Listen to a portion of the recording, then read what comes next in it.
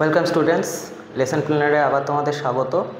এবং আজকে আমরা তোমাদের যে মাধ্যমিকের সেকেন্ড চ্যাপ্টার সংস্কার বৈশিষ্ট্য ও পর্যালোচনা তার দ্বিতীয় পর্বটা শুরু করব।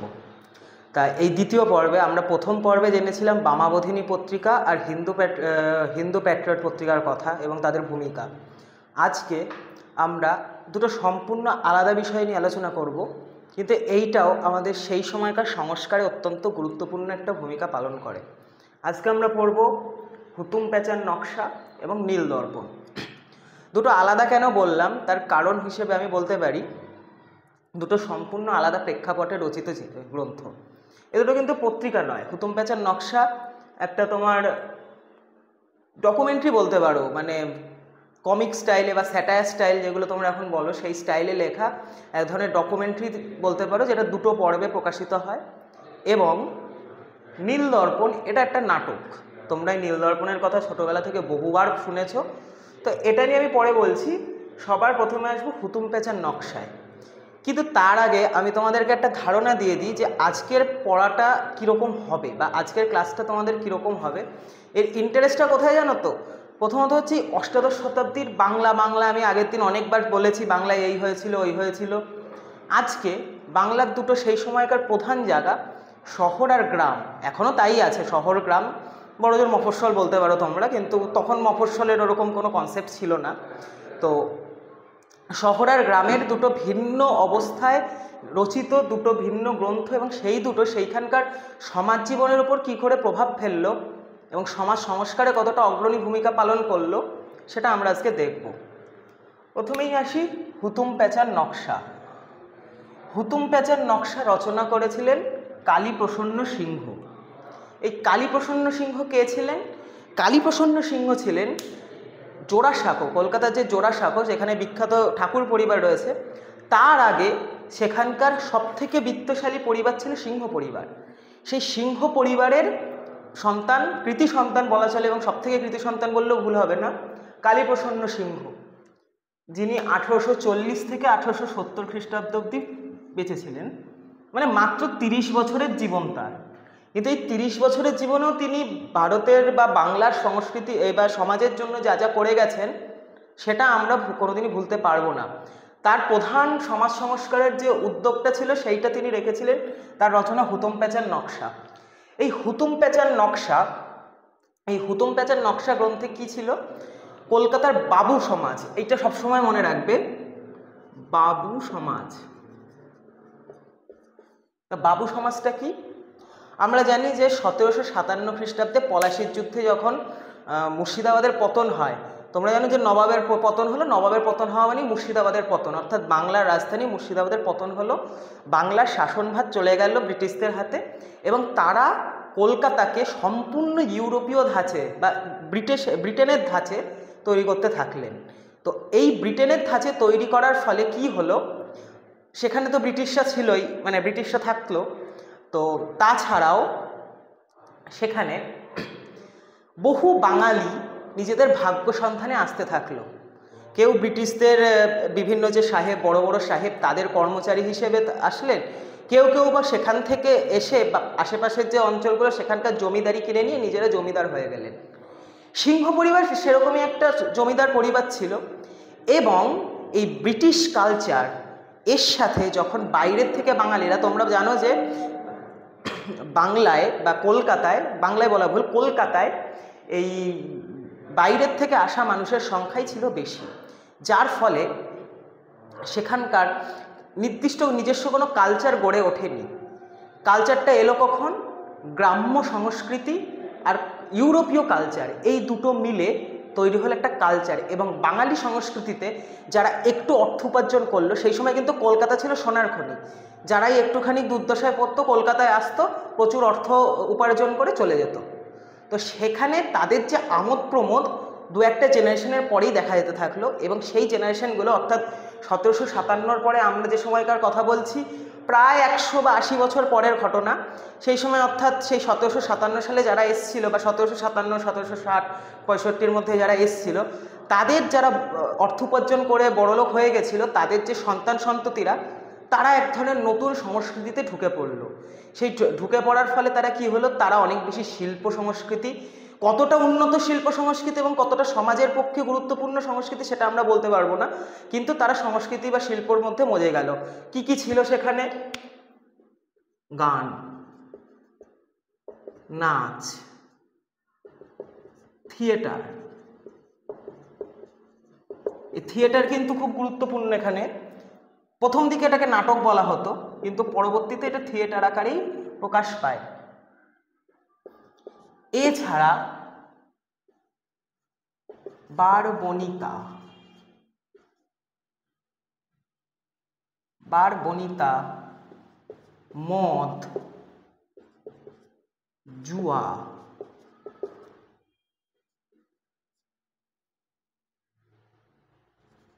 ব্যভিচার,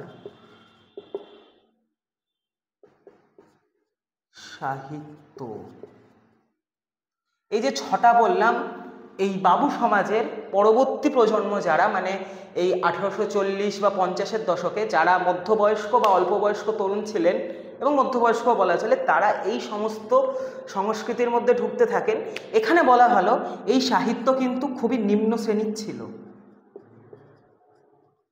নিম্ন শ্রেণীর সাহিত্য চর্চা তারা করতেন। বাকিগুলো তো বুঝতেই পারছো যে কতটা, মানে গান নাচ তোমার হয়তো তুমি ভাবছো যে গান নাচও এখনকার দিনে অনেক উন্নত হয়েছে, অনেক সংস্কৃতি সম্পন্ন একটা, মানে খুবই সম্ভ্রম দেওয়ার মতো একটা বিষয় তৈরি হয়েছে। সেই সময় নাচ গান যারা করতেন, বলতেন নিজেরা কিন্তু নাচ গান সেইভাবে করতেন না, বিভিন্ন বেনারস, অযোধ্যা, লখনৌ এই সমস্ত জায়গা থেকে মহিলাদের নিয়ে আসতেন, তারাই নাচ গান করে তাদেরকে মজা দিত এবং তারা বন্ধু বান্ধব ইয়ার দোষ নিয়ে এই মদ, জুয়া, ব্যভিচার এই ধরনের বিষয়গুলোতে জড়িত থাকতো।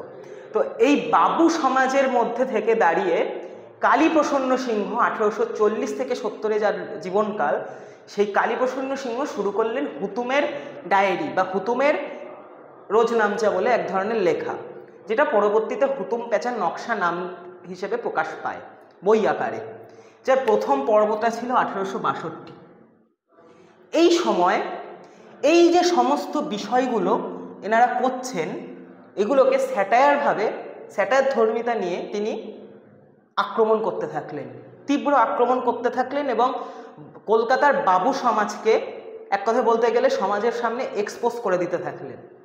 যার ফলে কি হলো, কলকাতায় আরও অনেক শ্রেণীর মানুষ ছিলেন, তারা এই বাবুদেরকে যতটা উঁচু চোখে দেখতেন ততটা দেখা বন্ধ করে দিলেন, যেটা সমাজ সংস্কারের ক্ষেত্রে কিন্তু একটা অত্যন্ত গুরুত্বপূর্ণ ভূমিকা রাখছে। তার কারণ হিসেবে আমি বলবো যে এই যে বাবু সমাজ, এদেরকে কলকাতার বেশিরভাগ মানুষ যারা খেটে খেত তারা অনেকটা সম্মান দিত। এই হুতুমের নকশা প্রকাশ পাওয়ার পর, হুতুম প্যাঁচার নকশা প্রকাশ পাওয়ার পর জানা গেল যে না, তারা আসলে পুরোটাই বলতে গেলে ভণ্ড এবং বেশিরভাগই সম্মান পাওয়ার কোনো যোগ্যতাই রাখে না।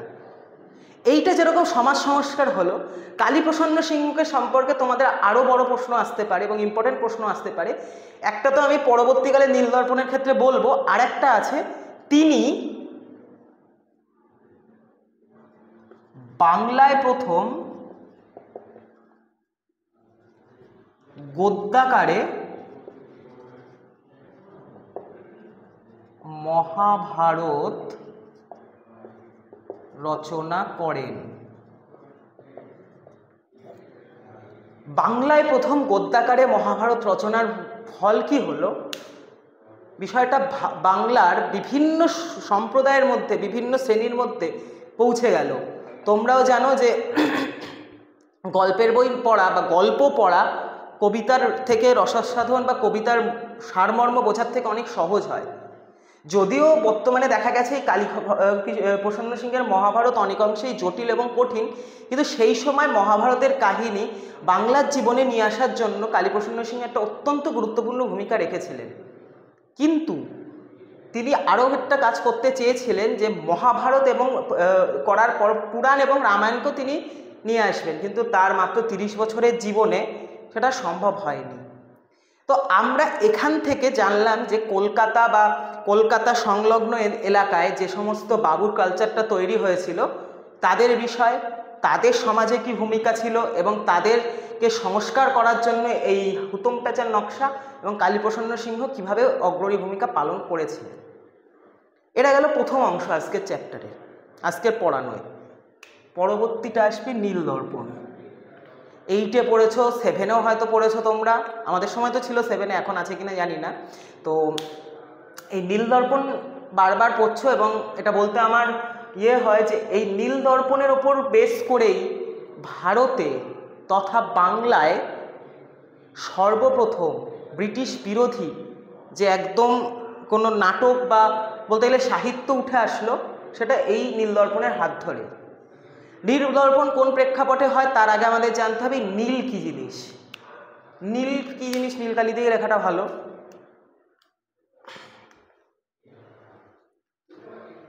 নীল,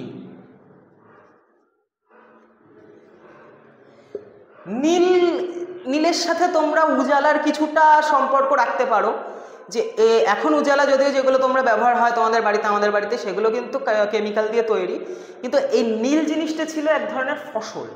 এই ফসলকে ব্রিটিশরা কী করতেন, ভারতের বিস্তীর্ণ অঞ্চল বিশেষ করে বাংলায়, যে সময়ের কথা বলছি ব্রিটিশরা মূলত বাংলাতেই শাসন করতো, এবং বাংলার যে বিস্তীর্ণ জমি বা বিস্তীর্ণ সে বলতে গেলে সেই বলে না ধানের গোলা, যেমন বর্ধমানকে বলা হয়, যে বাংলায় প্রচুর চাষের জমি ছিল, সেই জমিগুলোকে দেখে তারা বুঝলো যে এখানে নীল চাষ করলে তাদের অর্থনৈতিকভাবে প্রচণ্ড লাভ হবে, কারণ ইউরোপে চাষের জমি নেই এবং তারা যে শিল্প বিপ্লব তার ফলে তারা এই কৃত্রিম রং অর্থাৎ নীল চাষের ফলে যে রংটা আসে সেটা মূলত নীল বা ইন্ডিগো, কিন্তু তাছাড়া অন্যান্য রং তারা তার থেকে তৈরি করতে সেগুলো ব্যবহার করতে পারত প্রচুর পরিমাণে, যার ফলে তারা এই বাংলাতে নীল চাষ শুরু করলো। কীভাবে শুরু করলো? প্রথম দিকে কিন্তু নীল চাষের বিষয়টা খুব ইন্টারেস্টিং ছিল, যে চাষিদেরকে জমিদাররা বোঝাতো যে হচ্ছে ধান চাষ, গম চাষ, সবজি চাষ করে আর লাভ নেই, নীল চাষ করলে প্রচুর অর্থ লাভ হবে।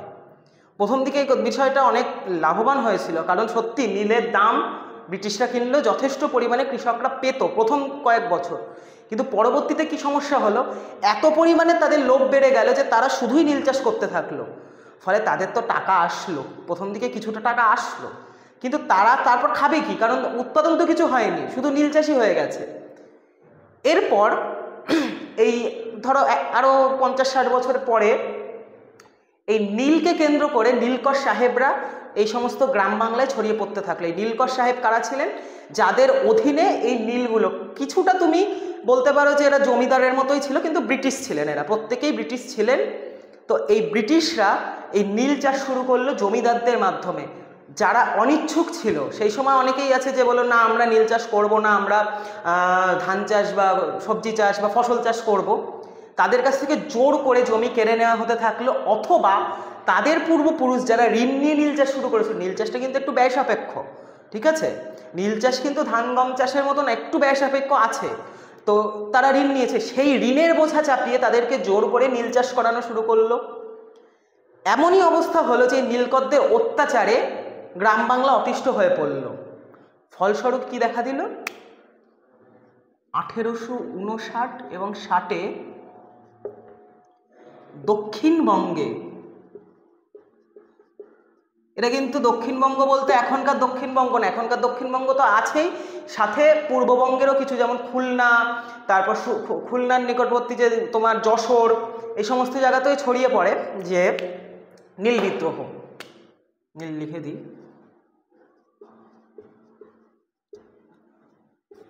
কড়া হাতে নীল বিদ্রোহ দমন হলো, কিন্তু সাধারণ এখানে বলে থাকা ভালো যে আগের দিন পড়া যে হিন্দু প্যাট্রিয়ট পত্রিকা, সেখানেও আমি বলেছিলাম যে নীল বিদ্রোহ কিন্তু সেই হিন্দু প্যাট্রিয়ট অত্যন্ত মানে গুরুত্ব দিয়ে তাদের প্রকাশ করতে থাকে, কিন্তু ওই যে বলেছিলাম 1857 খ্রিস্টাব্দের বিদ্রোহতে সরকারের বা বলতে গেলে কোম্পানির নজর মানে খারাপ নজরে পড়ে যাওয়ায় তাদেরকে কিছুটা রাগঢাক রেখে লিখতে হয়েছিল। সেখানে দাঁড়িয়ে আমি যেখান থেকে আসি সেখানকারই লেখক বা সেখানেই জন্ম এই দীনবন্ধু মিত্র রচনা করলেন নীলদর্পণ। নীলদর্পণ রচনার ফলে তিনি কি দেখালেন, যে নীলদর্পণের মাধ্যমে যে গ্রাম বাংলায় নীলকর সাহেবদের অত্যাচার, জমিদারদের অত্যাচার, মিথ্যাচার, তাদের যে জোর করে নীল চাষ করানো এবং নীল উৎপাদনের পর তাদেরকে ঠিকমতো পয়সা না দেওয়া, সেগুলো অত্যন্ত মানে কি বলবো একেবারে সেই এক্সপোজ করে দেওয়া, সেটা করলেন তিনি এই নীলদর্পণ নাটক লিখে। নীলদর্পণ নাটকটা তো তিনি লিখলেন, কিন্তু তিনি তো নিজের নামে প্রকাশ করতে পারেন না, তার তো নিজের জীবন আছে। ব্রিটিশ সরকার বা কোম্পানি, তারা তো মূলত কোম্পানি, ব্রিটিশ সরকারটা আমি ভুল বলছি, কোম্পানি তো তাকে খারাপ নজরে দেখবে। তখন তিনি পাদ্রি লং নামে এটা লিখলেন। পাদ্রি লং কিন্তু তখন সত্যিই একজন ছিলেন, এবং সেই পাদ্রি দক্ষিণবঙ্গ বা এই অঞ্চলে ঢাকা, এখানে বলে রাখা হলো নীলদর্পণ কিন্তু ঢাকা থেকে প্রকাশিত হয়।